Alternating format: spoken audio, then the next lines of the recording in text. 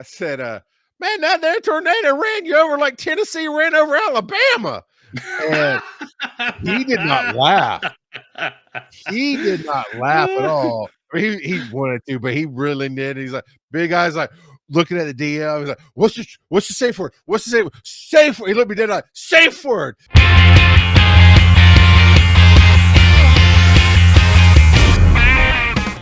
Okay, so mine has our good friend Bob Magoo right in the middle of it. Yeah, I've been eager to hear about your weekend. So Multiverse is amazing. And now I know exactly why we haven't been able to get in for the last 6 years. It is because it is a different con that I just didn't understand till I went. This particular year, you and I both met Vanessa at Chattacon. She was the booth right next to Bob's. Yeah. And she also runs a track at Dragon Con. And I think we ran into her again at a different con. Anyway, we've been building relationships. And she is a somebody influential at Multiverse. Like, look, I've been trying to get in. I really want Okay. to get in. And I think she said, focus on podcasting, talk about teaching podcasting. Like, okay, that sounds a little weird, but sure. I'm glad I listened. So of course I pitched all the normal things, my game show, our show, be awesome together. But then they have what's called a learn track, and it is a legitimate run by an academic scholar academic track to teach people things. They put out calls for papers, like academics do. So you say, here's, I don't know if it's like an essay. I've not been that far into that world, or if it's like a one sheet of here's what I teach and here's what they'd learn. And I've done a little bit of that pitching to other cons, so maybe it's that. But I said, hey, I don't have a paper, but here's my credentials. Here's what I've done. Here's how you can vet me. I want to do podcasting 101.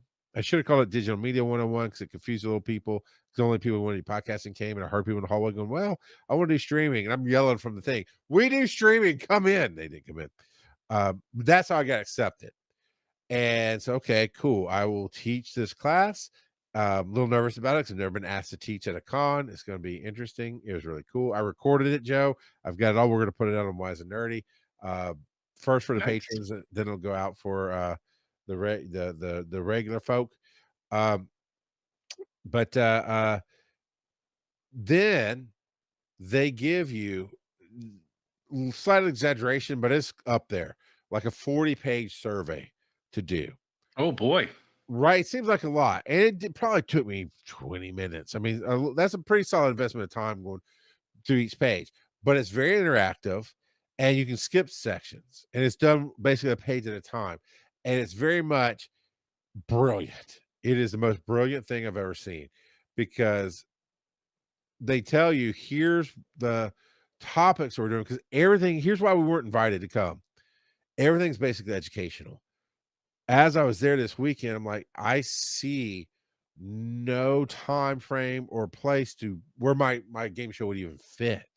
Okay. Like, I'm not even sure how if people would come because I mean I can put it on the play track, but it's just kind of a different thing there. The play track is really Yeah. about teaching games, not playing games. That's what the game room is for. Um, there are no live shows. I'm like, yeah, no, I get that. It's really a learning kind of educationally based Hmm. fan con, right? So they have a horror track and you can talk all things horror. I was on a panel on the horror track for the first time ever about games, horror and video games.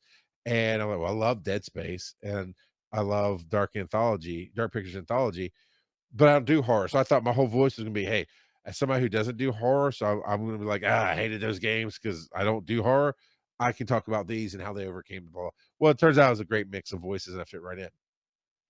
But it was, you know how we go to Stellarfest and Conjuration and the audience at DragCon, you line up on a microphone, or at least you raise your hand Yeah. because it's such a big con, it does that. But we go to Conjuration and people just shout things for the audience and just Yeah. talk to you. It's that mixed with education is what Multiverse is. So Okay. I think there's definitely ways you could come next year, and I think you would enjoy it. It was very enjoyable. It's very different from anything I've done, but that's it. It's pitching an idea of Got a it. discussion topic that can connect with people. So you go through this whole survey and it's like, hey, okay, on the horror track, here's all the panels we're going to have. I'm like, scroll, scroll, scroll, scroll. Oh, video games. Here's the description. I was like, I could talk on that. So I click, yes, I'm interested. Then I have to write down basically what I bring to the panel. Okay. And I'm like, this is brilliant. So now you can see if I fully understand the concept of what you're doing. And So they vet their panelists a lot more than your average con. yeah, because the synergies with everybody was really good, except for one panel. I wasn't on it. It's a whole different thing. But the synergies were pretty good on all of it. And I was like, man, that's cool because I never felt out of place. I forget over time what the description of the panel was and what I was going to bring to it. But you know, maybe I'm always going to wing it. But then I go, oh yeah, I did fill that out, and I was a perfect fit for this. So I ended up on a game called Chuck Tingle, Potato and Glass. Okay. I had no idea what it was. Guess that anime plot. You know, I literally was under the impression that, you know how we went to Chattanooga or Chattacon, actually, I think it was somewhere where you and I kept we won board games and brought them home. Whatever con that was. Was that Stellarfest? I think it was Stellarfest. But you know, there was times they would teach you the game. So it's kind of like a panel, but you're learning how to play a game. Okay. I thought that's what the play track was. So I signed up for this going, well, that sounds crazy. I'll try it. And they gave a little rundown of what it was. I'm like, cool. No, we're just playing the game. Like outright, like botched a D&D podcast. We're doing similar to D&D. It's its own set of rules. It's its own weird universe. They don't call them classes. They call them trots or something else. I don't know. But there's unicorn, human, raptor, which can be dinosaur or bird, and Bigfoot. Those are your 4 classes or types or whatever that equate to. Then okay, I guess that's types because in classes were like sneak and wizard, and I picked charmer because I thought it'd be hilarious for me to play somebody charming, and so I put my skills in the charm and not in the strength because like I'm this big Bigfoot who can't break anything. I have to talk my way out of stuff. And I'm like, so there you go, random kid. He was Bigfoot. Yeah, oh yeah, of course you called it. Yeah, of course. Well, I mean, like, yeah, I can't not be Bigfoot when I get the opportunity to be Bigfoot. Bob McGee was also Bigfoot. Not so much, Shorty. But, okay. But yeah, he was Littlefoot. Yeah. Oh, that dude, you don't even understand. Okay, because of how we do things on this show, this will need to be Patreon.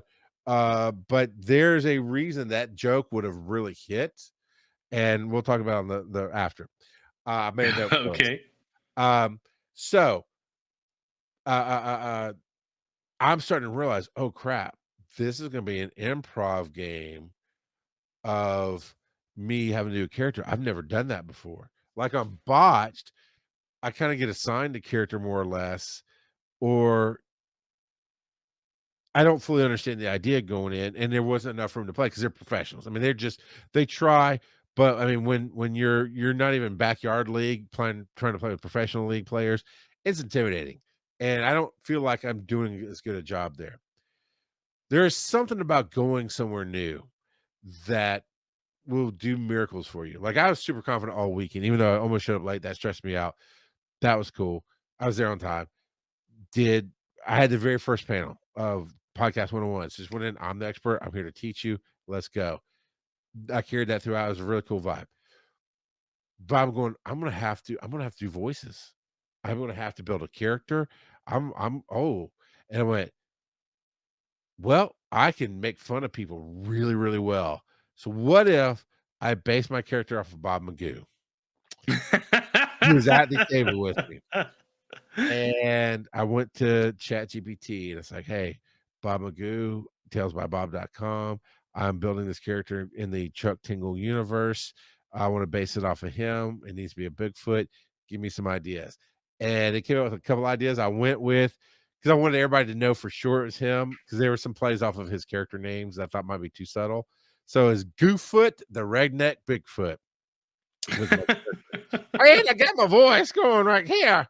And I put it out, even though this is not part of the game, I made it up. Goofoot has a crippling form of Tourette's that comes out in the form of bad dad jokes. So I had ChatGPT do bad dad jokes in the universe of Chuck Tingle, which apparently is slightly adult because it gave me some ones I couldn't bring back here. It gave me some ones like you've told before, like why can't pterodactyls urinate because the P is silent, or so you can't hear pterodactyls urinate. P is silent. Give me some of those. I stole one of Bob's because the tornado was coming, and dude, day one, he and I go up to the con suite because we'd finished both of our panels and caught up with each other. Like, hey, let's just go hang out and talk and catch up. And we're in there like, oh yeah, we're gonna have tamales tonight for dinner. And he didn't even hesitate. He looked me dead in the eye. You know what I always say? Chili today, hot tamale. I'm like, as soon as they say like, I'm like in the middle of the room, don't you do it. Don't you do it. And everybody's looking at us. He did. I was like, oh my God. So as soon as the tornado was coming, I hit him with that one. He starts laughing. And I was like, no, this is really based off of you, bud. Just wait. And Alabama's playing Tennessee right then and there. Like they're playing the game. He's a huge Alabama football fan. And people were like checking in for him, like, hey, man, scores this or whatever. And popping up. So the tornado, he hit in some train station for a tornado and he messed up his roll and got hurt. And I said, man, that tornado ran you over like Tennessee ran over Alabama. And he did not laugh. He did not laugh at all. I mean, he wanted to, but he really did. He's like, big guy's like looking at the DM. He's like, what's the safe word? What's the safe word? Safe word. He looked me dead like, safe word, MFer. Oh God. So I got him. Then later on, so I don't remember what the actual power is called. And it was so much fun. The whole thing was, it was just so much fun. I improv'd on the spot, made up the character, started ripping on him because he tells so many great stories, right? Well, there's a power for the charmer that is storytelling or something like that. And of course, okay. I got to take that. Bob's a storyteller. I don't even care what it does. I'm taking storytelling, and it is an illusion that as long as I'm telling the story, blah blah blah blah blah, roll the dice, everybody's caught up in it, no matter what. And of course, me building my brand on not knowing things, I called it "cool story, brah." As the power. So the DM was like, what? It's like, yeah, cool story, bro. Where I tell the story as illusion. He goes, oh, sure, whatever. And I put on that voice and I just leaned in, dude. And I started right in the middle of one of his stories that he had told the night before about his dating life and going on a date. But he went to IHOP. I'm not going to IHOP. I said Cracker Barrel because that's so white and bland. I could never go to Cracker Barrel. And I just, and then everybody's rolling. And about the time I got into that story, I looked at you, was like, do I need to continue? I shall continue. And I went on with a second story. And I was like, oh my, he just said out loud, he's laughing. He's just mashing up all my stories this whole weekend. He's loving it. At the end of that rant, where the DA's like, do I need to continue? He's like, no, your illusion works. We're good. The strangers, by the way, everybody in between me and Bob are strangers. I literally just met them on this panel. The strangers are all cracking up. The girl next to me, the lady next to me goes, I just need a whole panel of that. I just need a whole panel of that. And it just made me feel so good. It's so much fun. It was such a cool, fun thing to do. And afterwards, I gave him some other Alabama. I messed up like roll dogs and sick 'em tied. And it just kept right. But I did one where he messed up and I did a fumble joke. That guy irritated again. He came by. And then he's like, hilarious, but also F you, MFer. Oh my God. So much fun. So yeah, it's a great con. They had just moved up into this hotel this year. They outgrew the last one. I wish I'd been to the last one to feel it because this one is spread out really well. It's going to take a while for them to outgrow it, but at times it felt a little empty. And I know it's probably just because it's a growth year, right? Because there was definitely people, and when the people were there, they were there just like Conjuration. They're there to participate. There is not a passive audience, and that's a fun con to be at. Okay. That sounded But like a also, blast. Bob probably won't come back on the show this year because he's still pissed off, I think. We'll get him. We'll rope him in. He can't Yeah. stay away from us. Nah, he loves it. Actually, oh, he can't stay away from us. Him and Ben are our guests at Conjuration. Yep. And I'm on a couple of other panels with him as well. So Nice. I'm going to be on like 3 or 4 panels with Bob at Conjuration. So it'll be fun. It's fun times, man. It was cool stuff. Stone cold sober all weekend because I was driving in and out. So that's not always fun, but you know, I made it. I made it work. I I wasn't was there as your okay. designated driver. Yeah, yeah, no. He's Which like, actually, Charles is like, that's the only reason I keep you around, designated driver. what's funny is I was just thinking, I was like, I still don't drink or do anything when you're around. I just No, don't not think about it. usually. I'm driving in and out. Yeah. So yeah, no, it's usually you do it. Never mind. Roll the dice. Roll the dice. Nothing, Kelsey.